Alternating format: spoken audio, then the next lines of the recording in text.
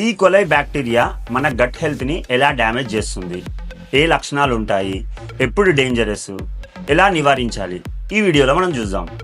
ఈ కొలై అనగానే గుర్తుకు రావాల్సింది ఏంటంటే కడుపు గట్టిగా పిసికినట్టు అనిపిస్తుంది. దాని తర్వాత నాసియా ఇంకా వామిటింగ్ సెన్సేషన్ ఉంటుంది. మోషన్స్ ఆపుకోలేరు, మీరు ఇమ్మీడియట్గా పోవాల్సి వస్తుంది. చాలా ఫాస్ట్గా ఉరుకుతారు మోషన్ ఎట్లా వెళ్ళాలి అని. దాని తర్వాత ఏముంటుంది, మోషన్ పోయినప్పుడు మోషన్లో రక్తం వస్తుంది. ఈ లక్షణాలతో బాధపడుతున్నప్పుడు మీకు ఈ కొలై ఇన్ఫెక్షన్ ఉంది అని మీకు అర్థం చేసుకోవాలి. ఇంకొకటి ఎట్లా తెలుసుకోవాలి సార్? ఏం లేదు, స్టూల్ ఎగ్జామినేషన్ చేసినప్పుడు మీరు ఈ కొలై బ్యాక్టీరియా తోటి బాధపడుతున్నారని కూడా మీరు తెలుసుకోవచ్చు. దాని తర్వాత దీన్ని ఎలా నివారించాలి, ఎలా తగ్గించుకోవాలి? ఏం లేదండి, మీకు ఒక జ్యూస్ చెప్తా, ఈ జ్యూస్ ఫాలో అవ్వండి. కంపల్సరీ న్యాచురల్గా మీకు ఈ కొలైని తగ్గించుకోండి.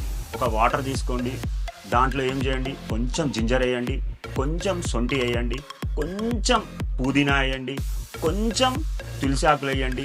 దాని తర్వాత మీరు లాస్ట్కి కొంచెం మిరియాల పొడి, తర్వాత మెంతుల పొడి కలుపుకొని డైలీ మార్నింగ్ తాగండి. ఇలా మీరు ఒక 30 days చేసినట్టయితే మీకు బెటర్ రిజల్ట్ కనబడుతుంది.